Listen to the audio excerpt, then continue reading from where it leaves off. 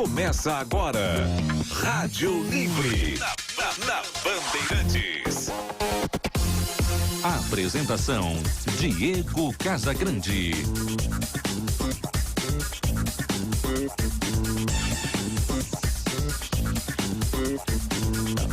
2h20, 1 Boa tarde.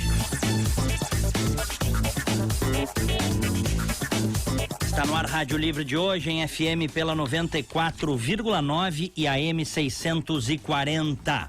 O meu convidado nessa primeira parte do programa de hoje é Dom Bertrand de Orleans e Bragança, bisneto da princesa Isabel, trineto do imperador Dom Pedro II e o príncipe brasileiro, Dom Bertrand. Dom Bertrand, boa tarde, bem-vindo. Boa tarde, Diego. Muito obrigado pelo convite.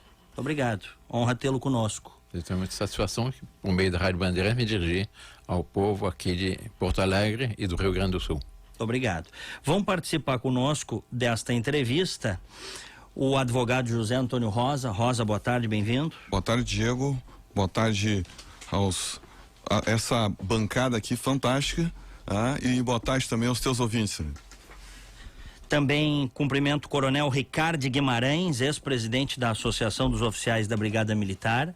Vai participar dessa entrevista. Em seguida nós vamos falar muito na segunda parte do programa de segurança pública. Coronel Ricardo, boa tarde, bem-vindo. É uma honra para qualquer brasileiro estar aqui presente com tamanho, um cidadão de imensa envergadura histórica, né, para nós todos, né? Bisneto da princesa Isabel, né? Como diz assim, entre aspas, só bisneto da princesa Isabel e trineto de Dom Pedro II, não precisa dizer mais nada, né? Realmente a gente se sente envaidecido, né? Realmente a gente se sente nobre estar perto de gente tão nobre como o senhor. Obrigado. Também conosco o cientista político Dr. Carlos Sepúlveda da Fonseca, que acompanha sempre Dom Bertrand.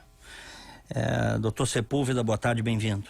Uma boa tarde também. Muito obrigado pelo convite. É um prazer poder acompanhar o príncipe Dom Bertrand no seu programa aqui na Bandeirantes. Você que é uma pessoa muito conhecida e cujo jornalismo é pautado pela independência. Obrigado.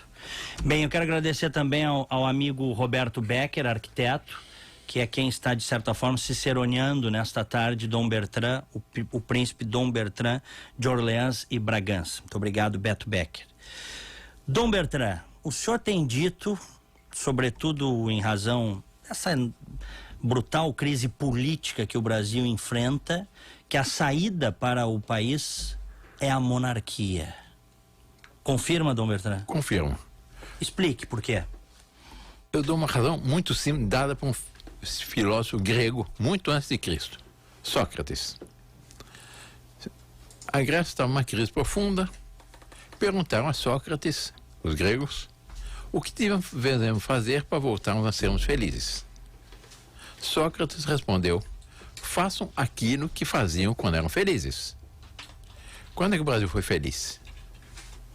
Foi sobretudo no segundo reinado, mas foi nos 389 anos de monarquia que nós tivemos aqui no Brasil, em que se criou esse país de dimensões continentais, com uma unidade política territorial invejada por todos nossos vizinhos, e eles têm razões para nos invejar, porque o Brasil é um país extraordinário, com futuro grandioso que lhe é reservado pela divina providência.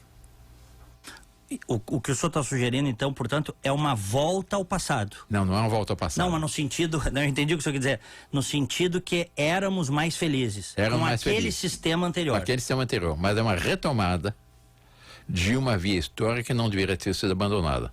Nós tivemos um desvio na nossa história com um golpe de Estado de uma minoria, de uma seita positivista, que impôs ao Brasil um regime que não correspondia às aspirações do seu povo.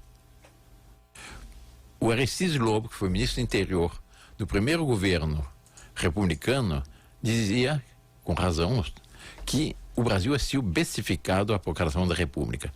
E a República, sentindo a própria inautenticidade, o decreto de proclamação da República diz textualmente: está provisoriamente proclamada a República. à espera, no artigo 7º do decreto número 1, de que o povo possa se manifestar livremente pelo sufrágio universal se de fato queria a monarquia, a república, ou preferia continuar com a monarquia.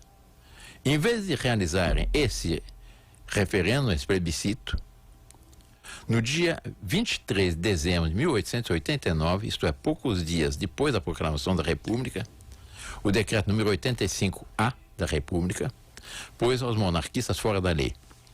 Os cariocas gostam por apelido em tudo, chamaram esse decreto Rônia.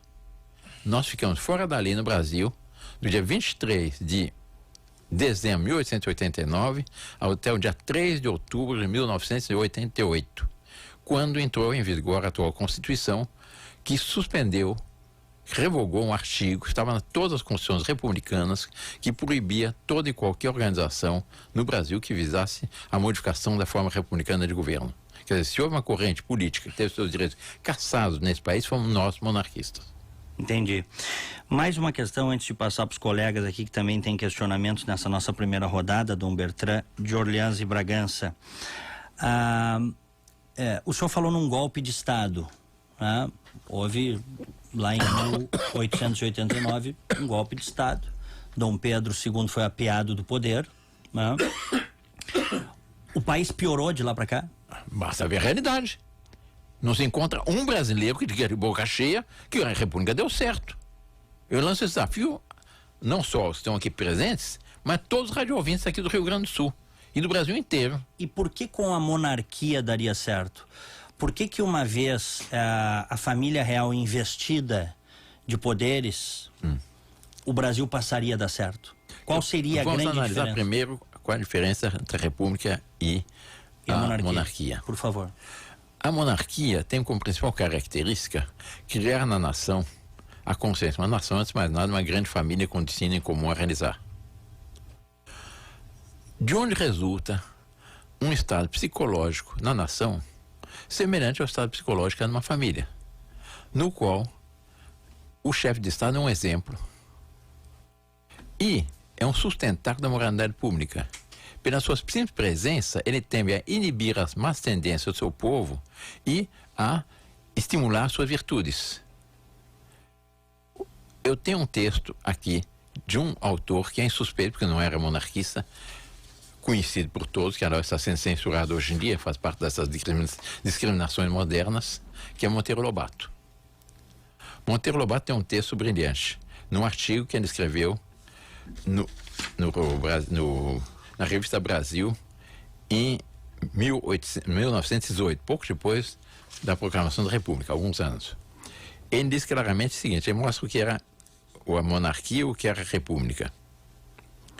Diz Monteiro Lobato, o fato de existir na cúpula da sociedade um símbolo vivo e ativo da honestidade, do equilíbrio, da moderação, da honra e do dever, bastava para inocular no país em formação o vírus das melhores virtudes cívicas. O juiz era honesto, se não por injunções da própria consciência, pela presença da honestidade no trono. O político visava o bem público, se não por determinismo e virtudes pessoais, pela influência catalítica da virtude imperial. As minorias respeitavam, a oposição possibilitava-se, o chefe permanente das oposições estava no trono. A justiça era um fato, havia no trono um juiz supremo e incorruptível. O peculatário, o defraudador, o político negocista, o juiz venal, o soldado covarde, o funcionário relapso, o mau cidadão, enfim, e mal por força de pendores congeniais, passava muitas vezes a vida inteira sem incidir num só deslize. A natureza propilia o crime, o abuso, a extorsão, a violência, a iniquidade, mas sofreava as rédeas aos maus instintos, a simples presença da equidade, da justiça no trono. Continua Monteiro Lobato. Ignorávamos isso na monarquia. Foi preciso que viesse a república e que alijasse do trono a força catalítica para patentear-se bem claro o curioso fenômeno. A mesma gente, o mesmo juiz, o mesmo político, o mesmo soldado, o mesmo funcionário, até 15 de novembro, honesto, bem intencionado, bravo e cumpridor dos deveres, percebendo na ausência do imperial freio, ordem e soltura, desassamaram ao caté dos maus instintos mantidos em quarentena. Daí o contraste dia a dia entre o regime monárquico e o republicano. Depois ele compara Monteiro Lobato, no mesmo texto, à luz do baile. Uhum. O senhor disse que, na verdade, então, é ter uma figura que inspire credibilidade, os melhores valores. Por quê? Qual é a missão de um rei, de um monarca? Em primeiro lugar, ele é chamado a ser o símbolo vivo da nação, encarnar as virtudes do seu povo, um exemplo que sustenta o conjunto da nação. Em segundo lugar, é chamado a ser o natural defensor do seu povo. Por isso, Dom Pedro II fez questão de ir à Guerra do Paraguai, aqui em Uruguaiana, por ocasião da rendição do general Estigarribia. Em terceiro lugar, ele é chamado a saber auscultar as aspirações autênticas do seu povo, somar a sua longa experiência pessoal, que ele vem de várias gerações, e orientar seu povo para a realização de destinos e glória que lhes são reservados. Essa é a missão do rei, não é muito mais do que isso. Orientar seu povo para? A realização de destinos e glória que lhes estão reservados nos planos da divina providência. Aquilo que todos os brasileiros sonham. Sim. Os brasileiros sentem que o Brasil é chamado a ser um grande país. O brasileiro é bom. Basta ver o que aconteceu ultimamente. Foi o Brasil autêntico que saiu às ruas. José Antônio Rosa. Dom Bertrand,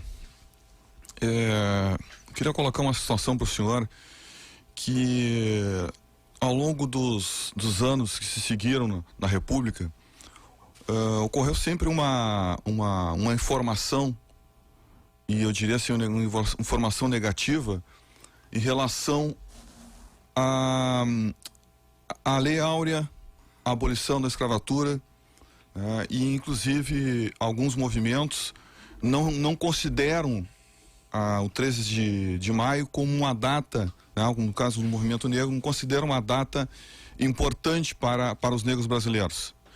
Então houve durante todo esse tempo aí, agora inclusive reforçado por questões ideológicas, e se criou a partir de então o Dia da Consciência Negra, se excluindo de certa forma o 13 de maio, que é colocado num ambiente ideológico como uma forma de se manter o negro cativo de uma outra maneira.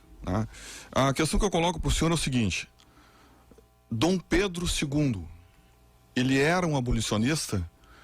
Qual foi o problema que ocorreu naquele momento? Por que nós temos dados, informações que já em 1823 já existia um pensamento através de José Bonifácio de Andrada, ou seja, o Brasil teve a independência em 1822, e em 1823 já o José Bonifácio de Andrada queria a abolição da escravatura. Por que levou tanto tempo? Qual foi o problema? E se realmente Dom Pedro era um abolicionista? Dom Pedro I era abolicionista. Não há uma lei no Império que sustentasse a escravidão. Dom Pedro II era abolicionista.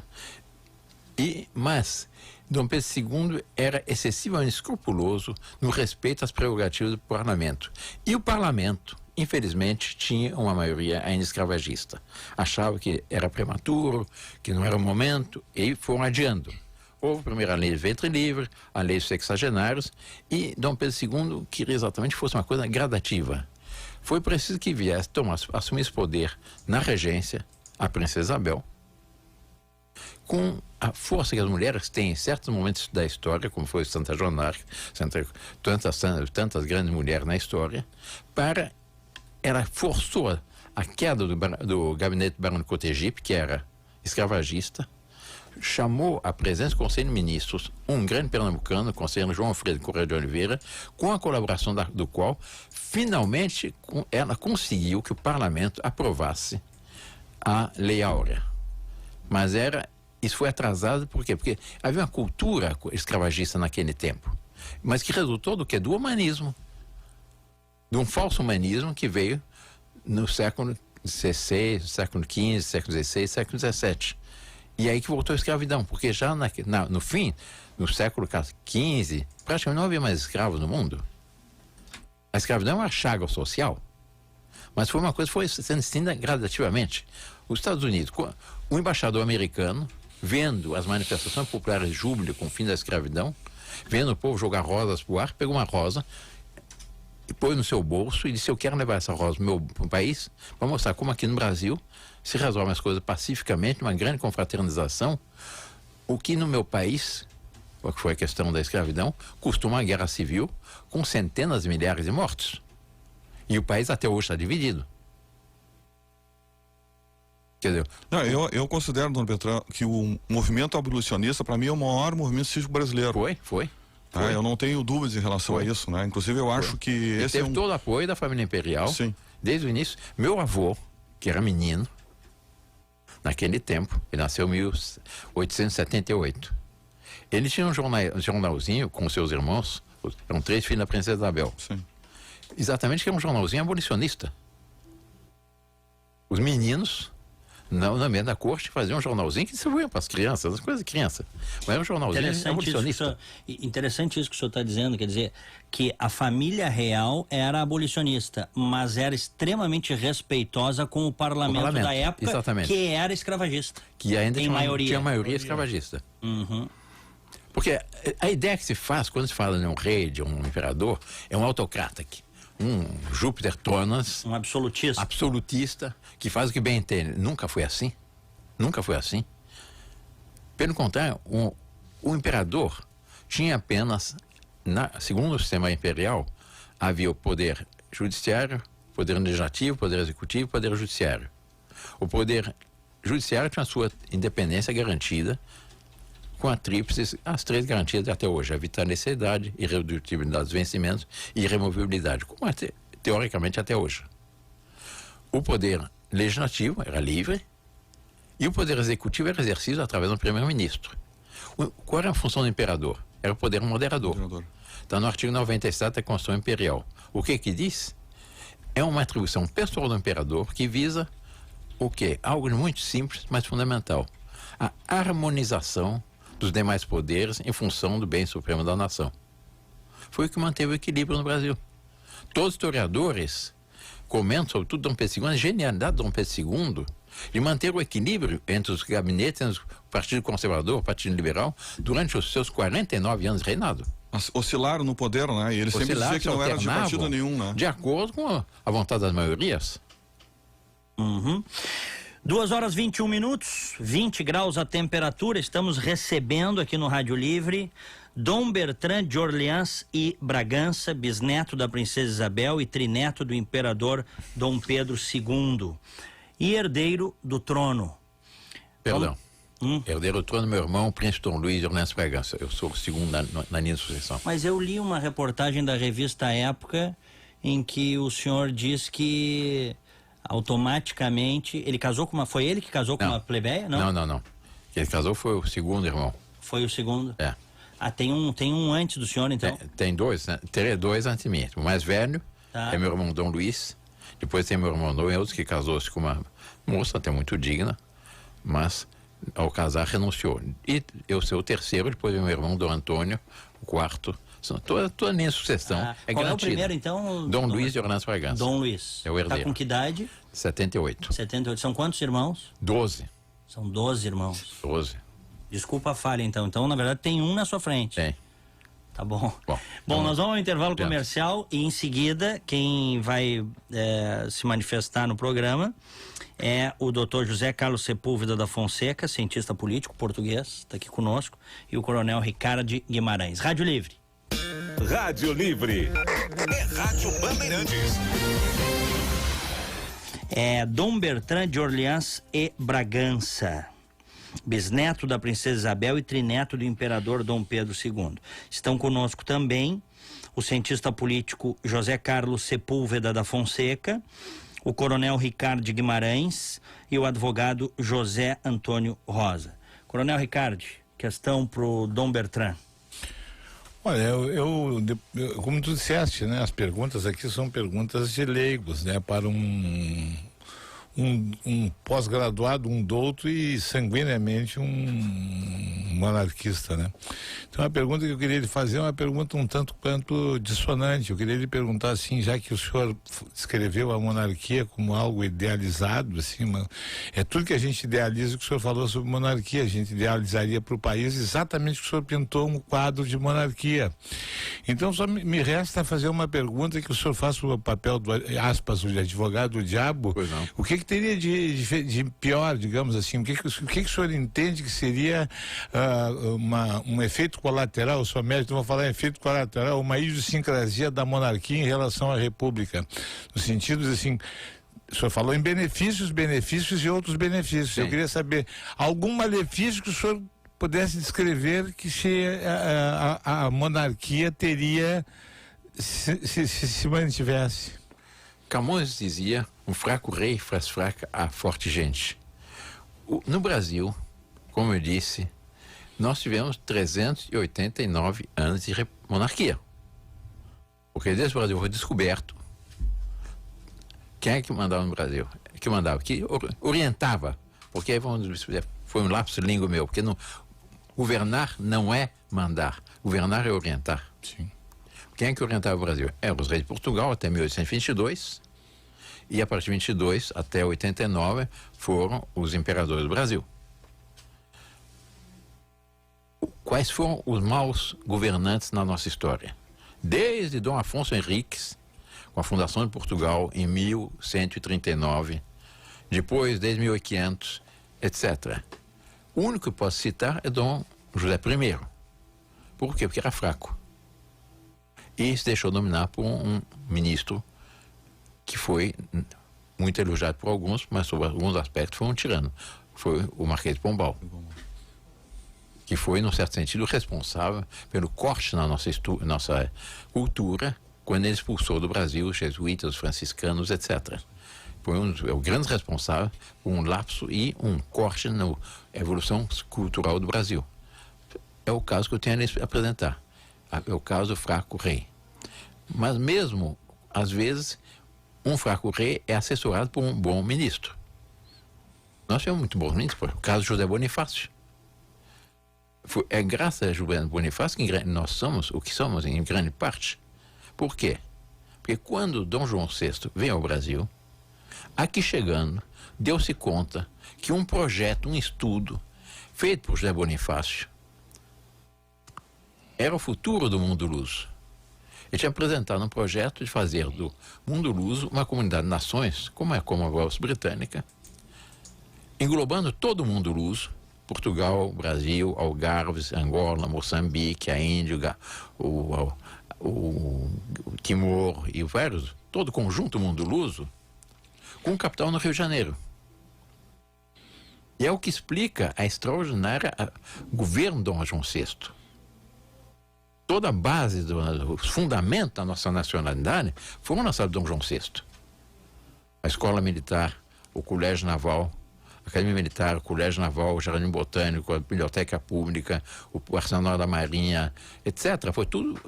O Banco do Brasil, o primeiro banco da história de Portugal foi o Banco do Brasil. Foi tudo foi aqui no Brasil. E a partir de 1816, o Brasil passou a ser Reino Unido, Portugal, Brasil, Algarves, é uma nação só. E, ao partir, forçado, porque ele voltou para Portugal forçado, ele queria continuar aqui, porque ele veio aqui e diz, não, fugiu Napoleão. Não é verdade, foi uma retirada estratégica brilhante. E Napoleão foi derrotado em 1814. Ele só voltou 7 anos depois, em 1821, porque ele queria continuar no Brasil. Mas quando foi forçado, e aquele projeto de José Bonifácio, por assim dizer, não teve continuidade, que foi uma lástima, porque seria uma autonomia crescente entre as várias nações que comporiam essa comunidade, ele deixou o seu filho, o herdeiro da coroa, como chefe de Estado, como regente, e ainda deu um último conselho. Meu filho, considera que o futuro não está na velha e cansada Europa, mas sim nesse país promissor. Põe as tuas coroa em tua cabeça antes que o aventureiro faça. Graças a isso, a nossa independência foi muito mais uma emancipação de um filho a conselho paterno do que resultado de guerras fratricidas, como foram nossos vizinhos pan-americanos, que se dividiram, subdividiram, redividiram e não tiveram a mesma evolução política que teve o Brasil. Interessante isso que o senhor está dizendo, porque na historiografia, Dom João VI é retratado como um rei fujão, confuso, capitulador, que inclusive não gostava do Brasil, nem ele nem a esposa. Contrário. Ele gostava tanto do Brasil que ele não queria voltar. Sim, mas que interessante isso que o senhor está dizendo. Eu tô... Confronta com o que a gente... Confronta com o que nós recebemos. Isso. Mas estudos verdadeiros historiadores, Oliveira Lima e outros, eles mostram. Eu dou um exemplo. Euclides da Cunha, republicano histórico, no seu livro da Independência à República, ele diz textualmente: nunca na história desse país se sentiu a ação benéfica do governo central com tanta intensidade quanto no período de Dom João VI. Dom Bertrand. Isso aí é Euclides da Cunha. E o livro do Laurentino Gomes, 1808? Sim. Ele ali pinta alguns aspectos meio caricáticos, que faz parte da historiografia para mostrar aspectos caricatos. Mas quem lê o livro, com cuidado, vê que de fato João VI fez um governo extraordinário. Napoleão Bonaparte, que é um tirano, odiava Dom João VI. Ele dizia: foi o único rei que me enganou, que passou a perna. A expressão que nós usamos aqui, deixar uma pessoa ver navios, qual é a origem? Foi exatamente Foi quando as tropas napoleônicas chegaram, as colinas circundam Lisboa, viram as naus portuguesas que para cá vinham. Mas o Laurentino conta no livro que o povo ficou perdido em Portugal e, de certa forma, muito indignado porque ficou um país acéfalo. País acéfalo não, estava com as tropas, estava invadido pelas tropas de Napoleão. Sim, mas quando na verdade o monarca deveria ter ficado para defender... Não tinha a menor possibilidade de lutar contra a Europa inteira. Se ele tivesse ficado em Portugal, aconteceria o que aconteceu com todos os reis da Europa. Ele venceu o rei da Prússia, venceu o imperador da Áustria, venceu o rei da Espanha. E o que ele fazia? Os prendia, os submetia e punha a seu serviço. Por isso Napoleão odiava. Foi o único rei que me passou a perna. Perfeito. Foi graças a isso que o Brasil... E Portugal continuou existindo a partir do Brasil. E mais do que isso. Com isso, Portugal salvou as colônias. Salvou o Brasil. Senão teriam dividido, no Acordo de Viena, teriam dividido o Brasil entre a Prússia, a Áustria, a França, a Rússia, os vencedores. O Brasil seria um conjunto caótico. Professor Sepúlveda. Bom, antes de eu fazer uma pergunta ao príncipe Dom Bertrand, eu dou uma chega aqui nesse assunto.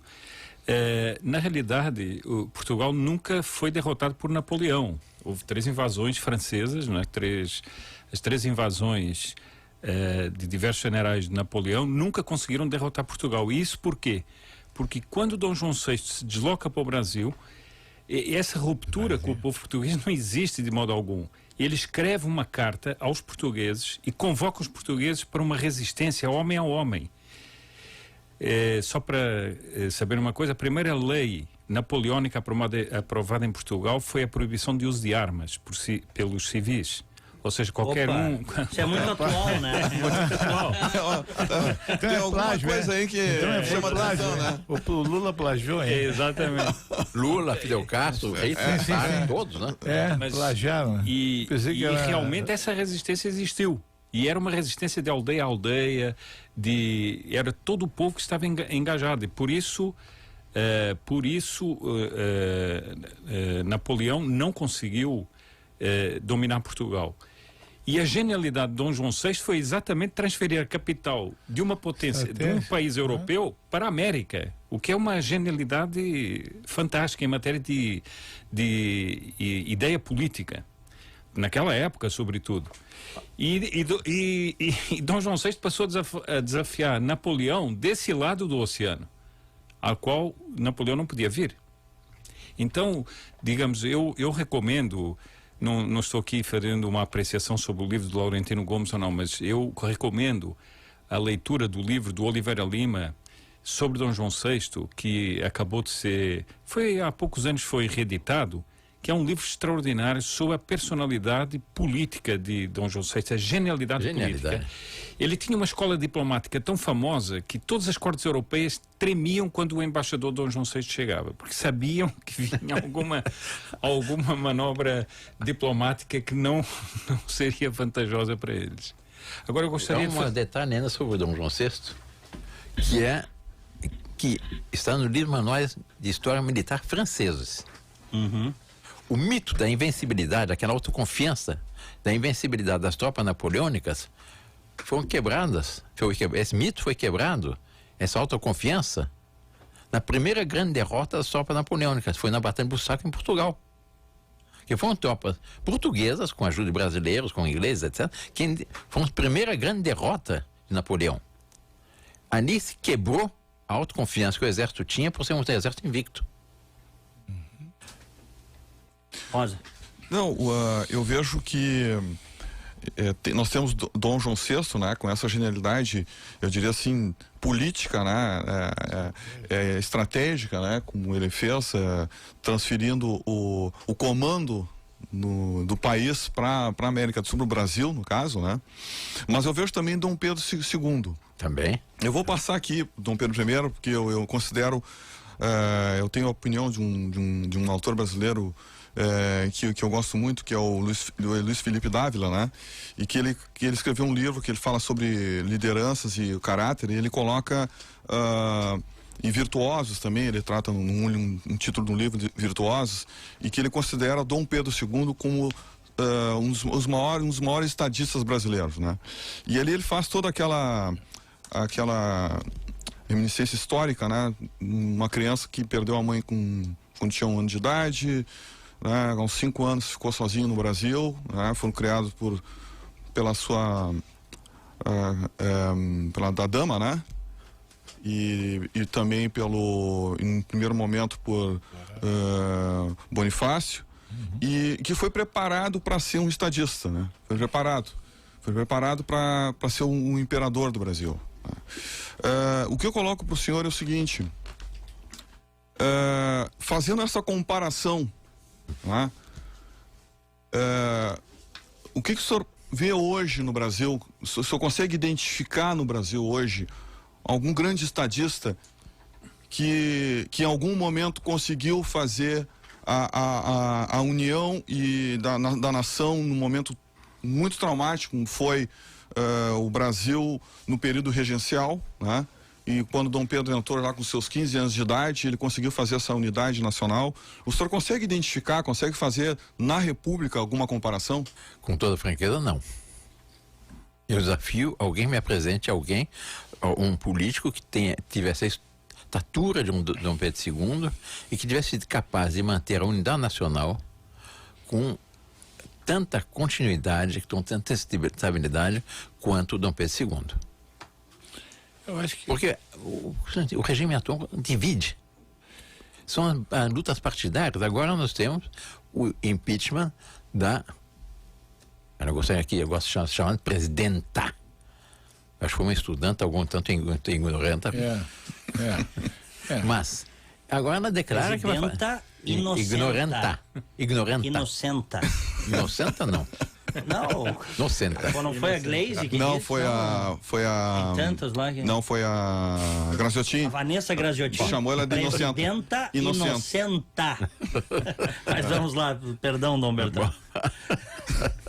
Mas ela foi a piada do poder e declara que vai reunir todas as forças que a apoiam para fazer uma oposição implacável, destrutiva do Estado, do governo atual.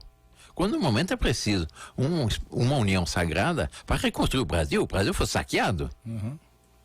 Basta ver o que está acontecendo hoje nas ruas, que a Polícia Federal está atrás de todos aqueles que saquearam os fundos de pensão. Sim. Que parece que é um saque maior do que o da Petrobras. Porque é a consequência.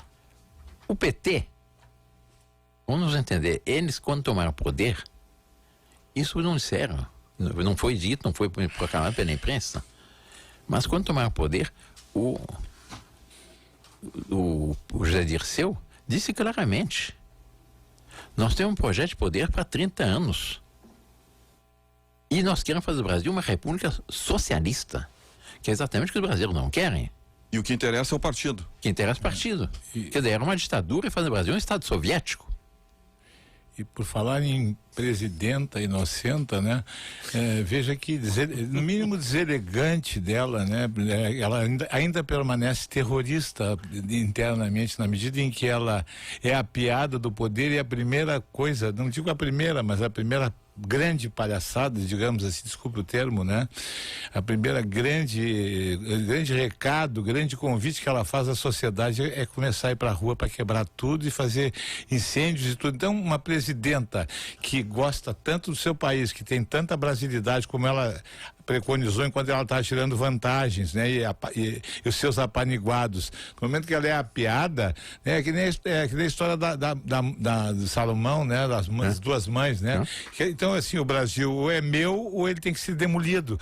Realmente, assim, é uma pessoa que não merece, um indivíduo terrorista nato, que não merece a menor consideração até por esse depoimento, né? E o que ela lutou? No tempo que ela falava que defender a democracia. Não defendendo a democracia nenhuma. Ela queria fazer do Brasil um país soviético. Sem dúvida. Era comunista.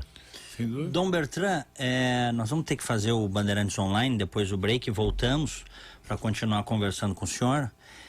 E a pergunta que eu quero lhe fazer, o senhor já pode começar a responder, de que maneira, se nós tivéssemos um sistema, quem sabe, parlamentarista monárquico no Brasil, de que maneira se teria uma saída para a crise? Eu volto ao aspecto moral, o aspecto do exemplo, o aspecto psicológico. Como é que se explica que o Brasil, numa crise, como era a crise, estava no fim da regência, em que a única saída para o Brasil foi a antecipação da maioridade, um menino com menos de 15 anos, e fazendo dele um chefe de Estado, como é que se explica que esse menino tenha conseguido unir o Brasil e iniciar o período, a hora da sua história? Não foi apenas a ação desse menino, foi sobretudo a ação de presença, a ação simbólica, a ação psicológica que esse menino exerceu no seu país. Ele era o vínculo que unia o país. O parlamentarismo é um regime muito superior à república, ao presidencialismo. Por quê? Porque, em primeiro lugar, separa a questão de governo e a questão de Estado. Coronel, as polícias não podem estar a serviço do partido de turno. Sim, foi as o que polícias estão a serviço do Estado, Concordo da com nação. O senhor, foi minha grande justiça. briga, exatamente como presidente da Associação dos Oficiais, por exemplo, quando o governador Tarso adulterou de uma forma caricata a lei de promoções, fazendo de oficiais da Brigada Militar, que é uma parte da segurança, inegavelmente, né, por mais defeitos e por mais lacunas que tenha, e realmente estava transformando. Se tivesse sido aprovada, foi aprovada, mas nós conseguimos... A Assembleia aprovou, né? A Assembleia aprovou. O Parlamento aprovou, né? Mas nós entramos com ação direta de constitucionalidade e conseguimos obter êxito. Já voltamos. Rádio Livre. É Rádio Bandeirantes.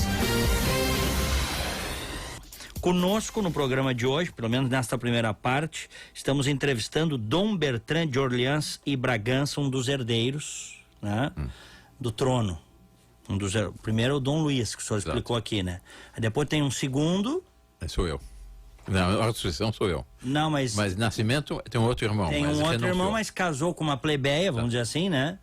E, portanto, fica descredenciado. Ele renunciou. Ele renunciou espontaneamente. Então, o Dom Bertrand de Orleans e Bragança é o segundo.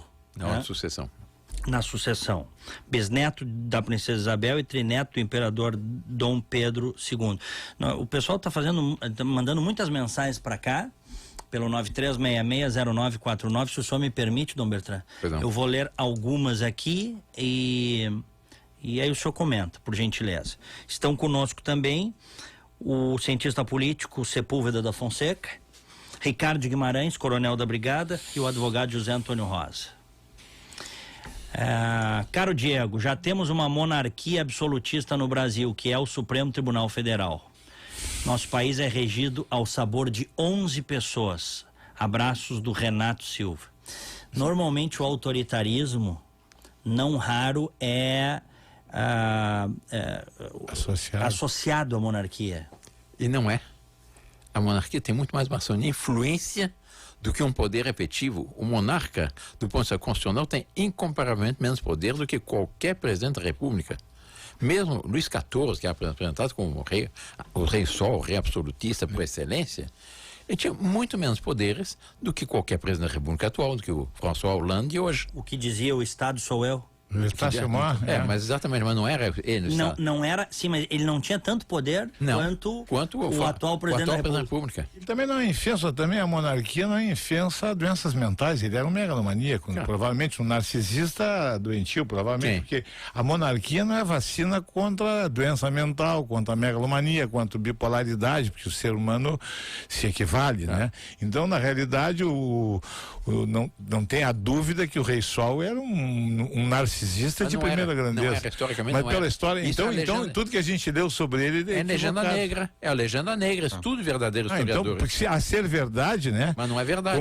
Como por exemplo, Dom Quixote era um sifilítico, né? Em fase terciária, por isso que ele tinha. Mas também é a legenda negra, não é? Na realidade, eu digo, o desenho dele era o quadro de um sifilítico terciário. Que que acontece o seguinte, assim, me permite dizer, fazer uma comparação com a qual não concordo. O Estado de São Paulo. Falei em Cervantes, né? Agora o Estado de São Paulo tem uma questão anos de chumbo. E aí é uma campanha sistemática para denegrir o regime militar. E os militares são atingidos com isso. Nós somos grandes defensores dos militares, seja em nível polícia militar, seja exército, aeronáutica, marinha, porque o militar é um homem que se sacrifica pela pátria. Ninguém entra nas forças militares para ficar rico. Entra um ideal de cavalaria, um ideal de justiça. E o senhor me permite que tem muita gente que confunde militar com ditadura militar, a gente tem ojeriza, né? A palavra antes do militar ditadura é uma coisa que a gente repele a qualquer título, né? E militar não é ditadura militar, não é. Houve realmente uma ditadura militar, mas todo mundo olha assim, um sujeito do exército, parece que aquele sujeito é ditador. Não, a vida militar é hierarquia, disciplina, bons hábitos, cultuar a virtude, cultuar a higiene, cultuar o suor até a última gota, né? E sobretudo a consciência tem que sacrificar civilidade, da sociedade. Sim, senhor. O militar dá um exemplo de que há valores superiores à vida, pelos quais põe em risco continuar a sua vida. Um soldado da polícia militar está continuando em risco de vida? Não, inclusive o nosso juramento público diz assim, mesmo defender o cidadão, mesmo com o sacrifício da própria vida. Exato. Dom Bertrand, Diego, já muito escutei que monarquia é uma espécie de ditadura onde o povo não pode votar. Poderia explicar melhor, Dom Bertrand, como funcionariam as eleições na democracia, Rodrigo? Do segundo reinado, de 1840 até 1889, foram 49 anos de reinado, Dom Pedro II. Não houve uma alteração nos calendários eleitorais, não houve uma violação da Constituição, não houve nenhuma vez estado de sítio, nem durante a Guerra do Paraguai, não houve nenhuma vez censura, não houve nada.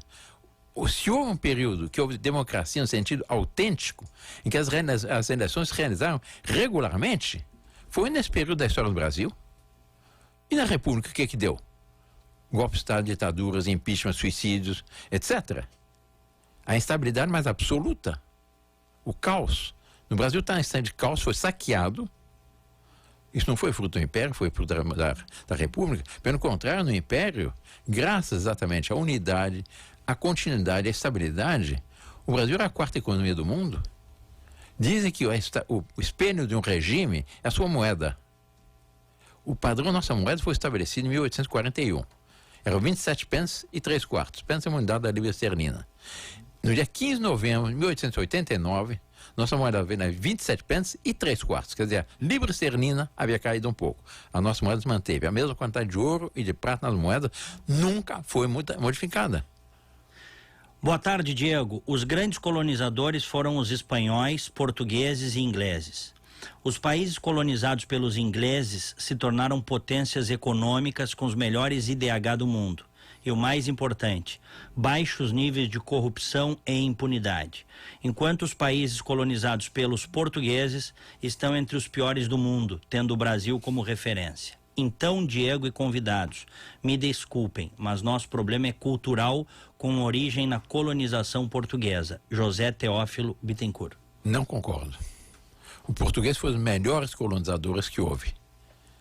O que nós temos hoje é fruto da República, que o Brasil, até 1889, era apresentado como um exemplo de cultura, de honestidade, de estabilidade política, estabilidade econômica e de progresso. Nós tínhamos a segunda marinha do mundo, fomos o segundo país do mundo a ter uma rede telefônica, fomos o primeiro país da América Latina a ter um cabo submarino até a Europa. Sobre todos os aspectos, o Brasil estava na dianteira. E isso foi obra dos portugueses. Os portugueses são muito queridos em todos os países que eles colonizaram. E a unidade nacional e a unidade psicológica admirável que há no Brasil, no qual nós não temos problema de racismo, por mais que tentam criar o problema do poder negro, não temos nenhum problema. O nosso caro amigo José Antônio Rosa é uma prova disso. Se sente com toda a liberdade aqui, não tem nenhuma discriminação, pelo contrário. Sim. Há uma harmonia racial, uma harmonia social extraordinária. E a melhor coisa que os portugueses nos fizeram aqui foi a fé católica. Os países que têm mais alto IDH, tem o caso dos Estados Unidos, que é um caso, mas os Estados Unidos hoje estão numa crise política terrível, com os candidatos se degladiando da forma mais brutal, mais desconcertante, e os países monárquicos. Entre os primeiros IDHs do mundo, quais são? São as monarquias. Entre os 10 primeiros, tem 6, 7, 8 monarquias sempre. A última tem, entre os países, os primeiros colocados, quem são? Austrália, Nova Zelândia e o Canadá. Fazem parte da comunidade britânica. E são monarquias. São países muito mais, Austrália e Nova Zelândia, muito mais novos que nós. Mas por causa da monarquia, por causa da estabilidade e esse clima de moralidade que a monarquia cria. E são democracias muito mais autênticas do que as nossas. E o Brasil foi democracia no período de Dom Pedro II. Ninguém nega. Eu queria te fazer uma pergunta, então, aquilo que faz muito tempo que eu não leio a história do Brasil, mas eu me lembro que ficou para mim assim de fundo que quando nós fomos colonizados pelos portugueses, veio a escória de Portugal para colonizar. Isso é verdadeiro ou é falso? Na verdade, que teria vindo a escória, quer dizer, prisioneiros. Não era escória. Não, eu estou lhe perguntando sem qualquer carga de... Eu estou negando. Houve também, pessoas foram degradadas, etc. Mas a Austrália, é sabido, foi colonizada por degradados ingleses. Isso era uma prisão, né? Era uma prisão. Mas no Brasil, não foram só os donatários. Toda da elite portuguesa. Aí teria uma explicação, essa gente que está aí, de alguma forma, seria descendentes da escória. Eu digo esses governantes. Coronel, essa gente não é descendente do escória, não. São vítimas da República, que é um regime que corrompe. Como é que o senhor quer que um regime seja honesto?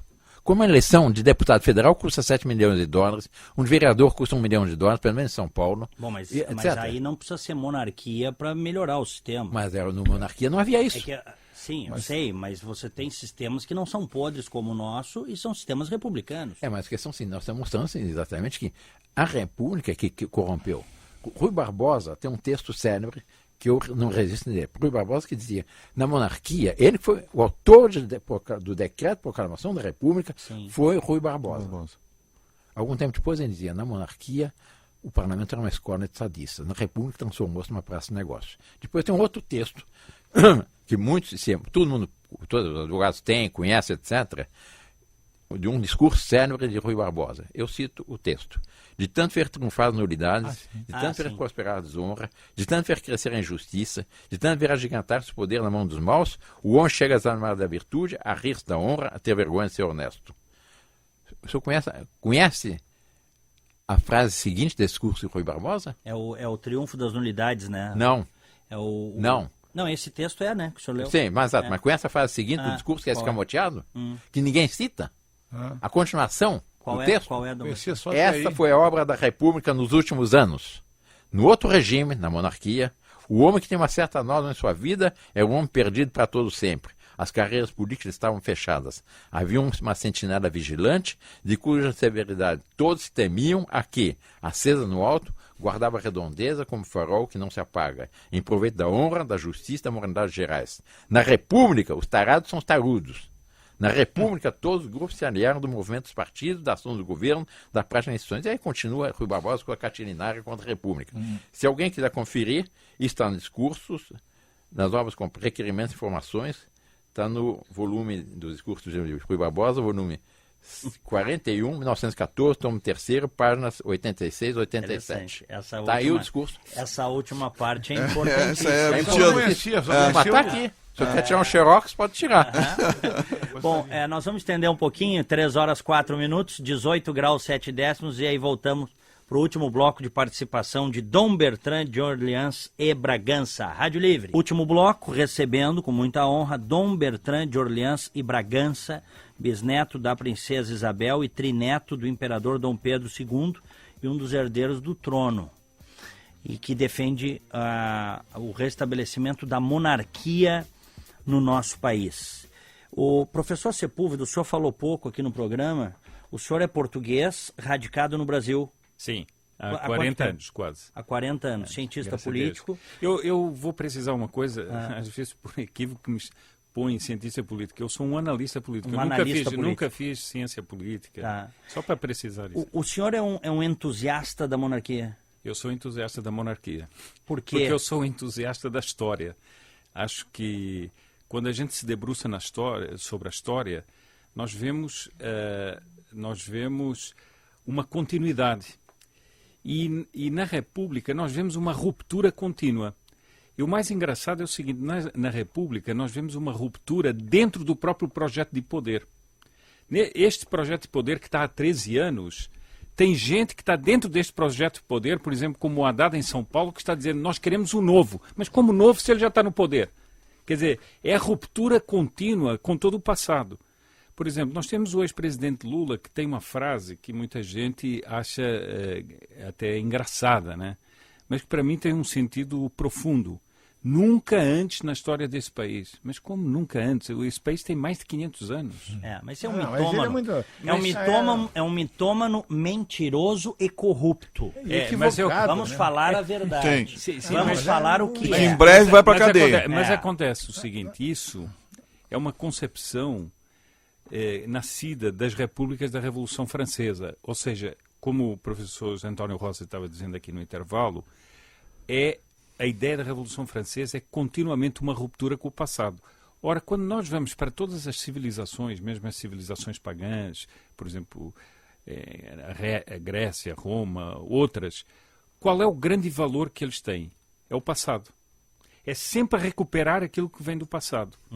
Porque nós somos uma continuidade. Imagina um sujeito que estivesse sempre rompendo com o seu próprio passado, mesmo quando a pessoa, por exemplo, como um Santo Agostinho, se converte, ele não rompe inteiramente com o seu passado. Ele sabe que aquele passado, que era de erro, ele tem que analisá-lo. Nem isso ele faz, não é uma ruptura que ele faz propriamente. Ele faz uma correção do seu passado, né? Bom, nós vivemos na República continuamente com essa ruptura. Ora, o que é que a gente vê na monarquia? Vê uma construção de algo que vai se sobrepondo. Não quer dizer que não haja erros na monarquia.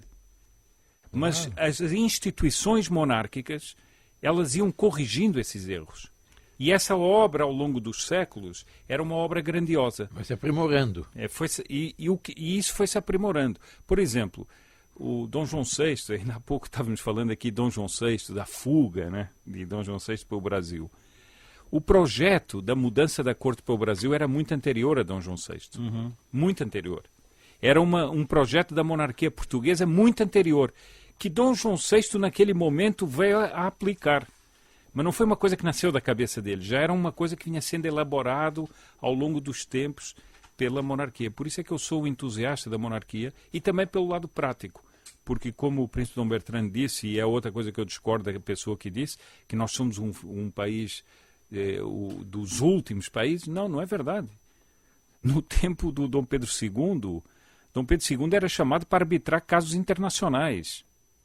Por quê? Pelo prestígio da monarquia. Era um país da América do Sul, uma monarquia da América do Sul. O grande prestígio internacional do Brasil era enorme, era muito grande. Então, eu acho que há uma deturpação muito grande na história, né? E isso faz parte dessas correntes republicanas sempre deturparem a história, né? E na realidade, o seguinte, o que a gente vê é que isso não seria uma aventura. A monarquia seria uma retomada de um modelo que deu certo no Brasil. Portugal, por que abriu mão também da monarquia? Bem, Eu vou lhe dizer o seguinte, Portugal não abriu mão da monarquia. Os republicanos mataram o rei, que é um pouco diferente de abrir mão, né? Tá bom. Porque é muito interessante que todas as repúblicas... Foi na marra. Foi na marra, exatamente. As repúblicas, normalmente, façam um histórico. Todas as repúblicas se deram por atos de violência.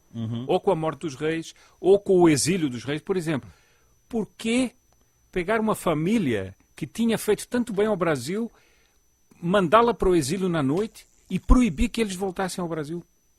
Eles eram brasileiros banidos do seu próprio país. Uma forma de morte, né? É uma forma de morte. É. Agora, isso foi... Todas as repúblicas se impuseram assim, mas por quê?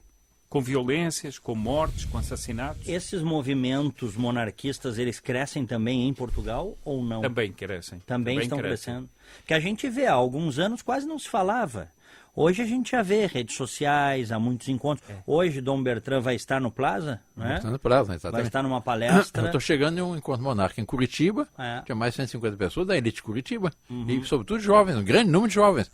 Nós tivemos um encontro em agosto em Minas, nós tivemos em junho no Rio, nós vamos ter um encontro monarca em outubro no Ceará, e em Santa Catarina em novembro. Isso é uma coisa nova. É uma coisa nova. Dom Bertrand, encaminhando já o encerramento, o Carlos Brum, nosso ouvinte, diz que o programa está muito interessante hoje e que ele quer saber como o senhor vive hoje. Qual a sua atividade? Se o senhor recebe algum laudêmio, algo assim? Não recebo absolutamente nada da parte do governo.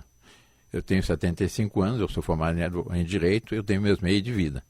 Graças a Deus. Eu li numa reportagem na revista Época, até buscando informação para essa entrevista, que o senhor vive num apartamento ou numa casa alugada, de 2 quartos. Não, mais. Tem 4 quartos, 5 quartos. Então a reportagem da Época... A reportagem é malévola, dá a impressão que a família imperial vive numa miséria, etc. Graças a Deus, nós vivemos numa casa relativamente boa. Eu lendo a reportagem, eu fiquei com a impressão que o senhor estava passando necessidade. Não. Porque eu acho que foi, de certa forma, isso que a revista tentou passar. Mas é que ele tenta passar para denegrir, faz parte de uma certa propaganda republicana. O senhor tem bens de família? Ou tem alguns, eu herdei vários objetos da família, mas nós somos 12 irmãos. Meu pai, a República confiscou todos os bens da família.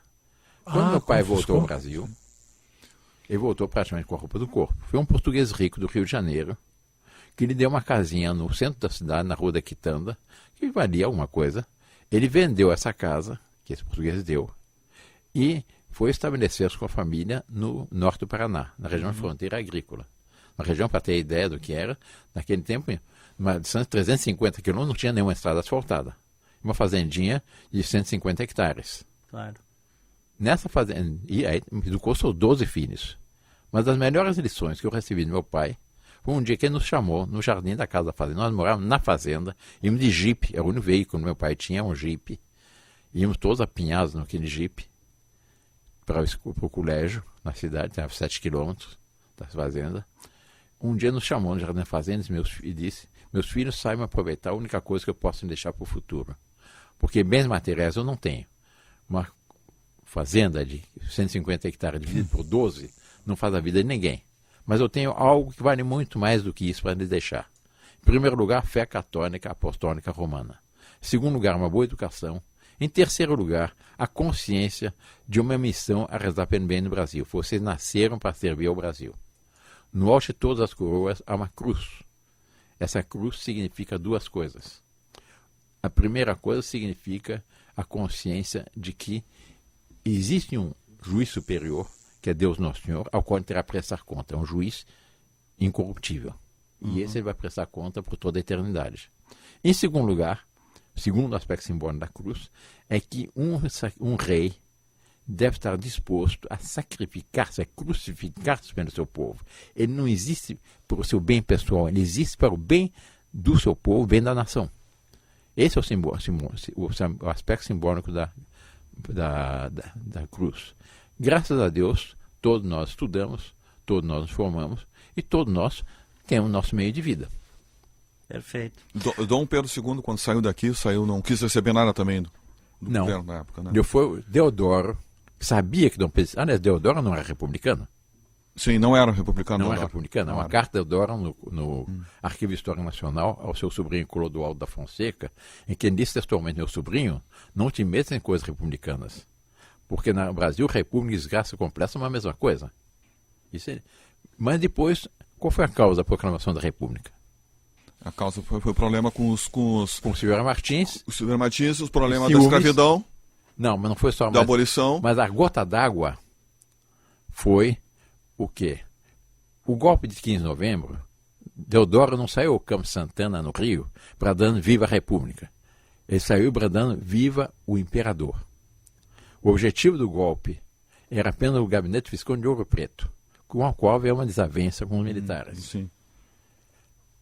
No entardecer do dia 15, foram dizer a Deodoro que Dom Pedro II, não era verdadeiro, era mentira, havia convidado para substituir o Visconde de Ouro Preto na presidência do Conselho de Ministros a um político gaúcho, Silveira Martins. Quando disseram a Deodoro que era Silveira Martins, disse, esse não. Por quê? Porque quando ele fora comandante aqui da Praça de Porto Alegre, comandante militar em Porto Alegre, ele havia disputado com Silveira Martins os amores da filha do Barão de Triunfo, Adelaide. E havia perdido. E ele tinha um ódio de morte contra Silveira Martins. Quando disseram que seria Silveira Martins, ele dizia assim, não. Aí Rui Barbosa deu, então assina esse decreto. Ele teve a fraqueza de assinar. Porque da República, na verdade, a gota d'água foi a disputa de 2 homens e uma mulher. A filha do Silveira Martins é uma mulher muito digna. Sim, só que ela preferiu, a Adelaide, filha do Barão de Triunfo, preferiu o Silveira Martins, que é um homem muito bonito, muito capaz, muito competente, um grande político, etc., a um general que é um tanto feio, baixinho. Mas, Dom Bertrand, havia na sociedade, também nos meios médios da sociedade, também havia um sentimento de que a República poderia também suprir várias necessidades. Não foi uma... Não, mas nego. Nego. Vamos ver o aspecto... sobretudo... Vamos ver o aspecto... Não, é que fica parecendo, eu entendo, que simplesmente foi um golpe de Estado instituir uma coisa nova que ninguém queria, que ninguém sabia o que mas não é verdade. O modelo norte-americano, o Brasil sofreu grande influência das coisas que vinham dos Estados Unidos no século XIX. Alguma influência, sim. Mas, no Brasil havia 3 partidos. Partido Conservador, Partido Liberal e Partido Republicano.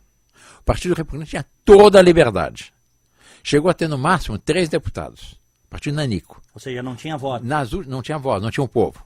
Já que é falar da democracia... É isso que ele estava dizendo. Segundo lugar, na última eleição do Império, em agosto de 1889, o Partido Republicano foi reduzido a 2 deputados. Partido Nanico. Aristides Lobo dizia, o Brasil assistiu bestificado à proclamação da República. E a prova que eles sabiam que não tinha o povo do seu lado foi o decreto 85A, de 23 de dezembro de 1889, no qual puseram o monarquista fora da lei. E não fizeram plebiscito. Mas eu acho que, o senhor me permite, mas eu acho que foi exatamente isso aí que o Diego disse agora, afirmou agora que na realidade o povo tinha uma esperança que melhorasse com a República. Não tinha esperança nenhuma. Agora, eu que sei quase nada de monarquia, eu acho que uma das características mais importantes da monarquia foi dita aqui, que era o indivíduo preparado para assumir. Claro. Aqui nós temos despreparados que de 4 em 4 anos mudam os rumos da nação. Coronel. Além de tudo, temos aqui autorizadores da falcatrua, do roubo, do desvio, e na realidade, certamente, a monarquia, o indivíduo, por pior que fosse preparado, e tinha uma continuidade. Claro. Já tem uma máxima que diz, que não é minha, que povo que não cultua a tradição morre a cada geração. Na verdade, a cada vez que, de alguma forma, a monarquia seria, no mínimo, uma continuidade de uma obra. Claro. E aqui a obra é sempre inacabada, né? Até mesmo um sanitário público de uma praça ali é inacabado quando muda o prefeito, quando muda o governador, né? Então, não tem a menor dúvida dúvida disso, que a monarquia, nesse aspecto, homens preparados, uma família preparada, é paradigma para o resto, e não uma autorização para safadeza. Agora aqui, por exemplo, nós temos o sujeito que rouba a galinha, o sujeito que rouba um banco, o sujeito que rouba uma casa, o sujeito que mata por um tênis, ele está autorizado pelos maiores, por aqueles que roubam, pelos homens do Lava Jato, do Mensalão e do etc. 4, né? Os fundos sociais Então, agora. Nós temos, infelizmente, vou ter que me despedir do Dom Bertrand, mas o Brasil é um país torto, né? Nós temos em Porto Alegre aqui um memorial que não inauguraram ainda, acho que de vergonha, em homenagem ao Prestes. Não tem cabimento. Uma memorial da infâmia, né? Não tem cabimento. Em homenagem a um assassino que determinou a morte, o justiçamento da Elza, o esquartejamento da Elza, enterraram nos fundos de uma casa. Ele ganhou um memorial aqui dos comunistas porto-alegrenses. E eu que estudei no Colégio Militar de Porto Alegre, quando o Lamarca fez todo aqueles banditismos lá, matar aquele tenente no Vale da Ribeira, a Coronhada, por exemplo, aqui no Colégio Militar de Porto Alegre tem placas tradicionais de que o nome dele foi mandado retirar, né, do bronze.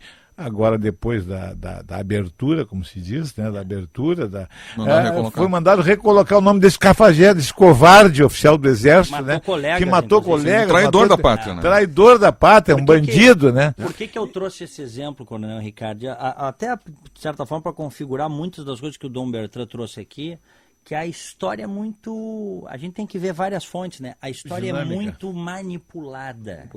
Vocês vejam aqui, a gente não aprende no colégio, ou se aprende, se ouve, isso é superficialmente, que Getúlio Vargas foi um baita ditador.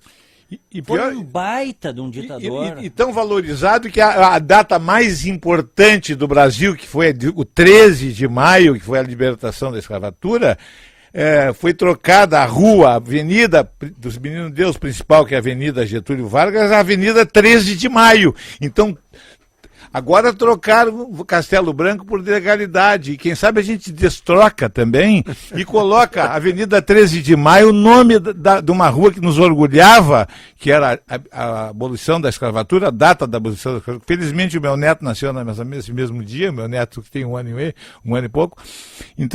Então, na realidade, vê como se valorizou a abolição da escravatura, que botaram o nome de um ditador numa avenida que tinha o nome de uma data mais sagrada. Sim, degradação. Isso aí é o processo de degradação da sociedade. Exatamente. Né? A gente começa a transformar os bandidos em heróis. Exatamente, crescer como cola de cavalo para baixo. Eu só te pergunto uma coisa, coronel. Se improvisa um coronel? Hã? Se improvisa um coronel? Não tem como. O senhor fez um curso na escola da Brigada, formou, se estudou, fez... durante toda a sua carreira, continua a estudar. Como é que vai improvisar um presidente da República? Não tem como. Não funciona. Tem que preparar, né? Não funciona. Isso que eu estava falando na monarquia, o homem é preparado, ele é para ser um paradigma Exato. da nação. Agora Ele imagina, nasce. coloca um assaltante de banco anos depois, presidente da República, ou presidenta, né?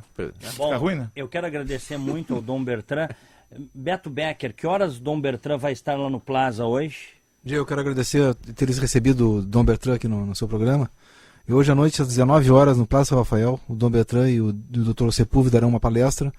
Por que monarquia parlamentar? São todos convidados. Aberto ao público? Aberto ao público. Qual é o valor, para quem quiser? R$ 50 o ingresso e 25 para estudantes. Pode ser pago na aula lá em dinheiro ou cheque. Perfeito, todos convidados. Olha, eu quero dizer que foi uma honra conhecê-lo, Dom Bertrand de Orleans e Bragança. E devo dizer aos nossos milhares de ouvintes, uma figura muito simpática e carismática, né? Sem dúvida. Um homem cativante. Nós conversamos muito aqui antes do programa, não é, professor Sepúlveda? E nos intervalos, muito honrado em conhecê-lo, Dom Bertrand. Muito obrigado pelo convite e agradeço a ocasião de me dirigir aos radiovintes na Rádio Bandeirantes de Porto Alegre. Muito obrigado pela presença. Professor Carlos Sepúlveda da Fonseca, obrigado. Muito obrigado pelo convite também, foi uma alegria estar aqui e poder falar no seu programa, especialmente para os radiovintes de Porto Alegre. Olha aqui, só para fechar, muita gente fala da colonização portuguesa, né? Mas o que tem de brasileiro indo para Portugal, é ou não é? Se mudando para Portugal, sinal dos tempos. Sinal dos tempos, é ou não é? Exatamente. Um abraço, senhores. Um abraço. Rádio Livre, já voltamos. Rádio Livre.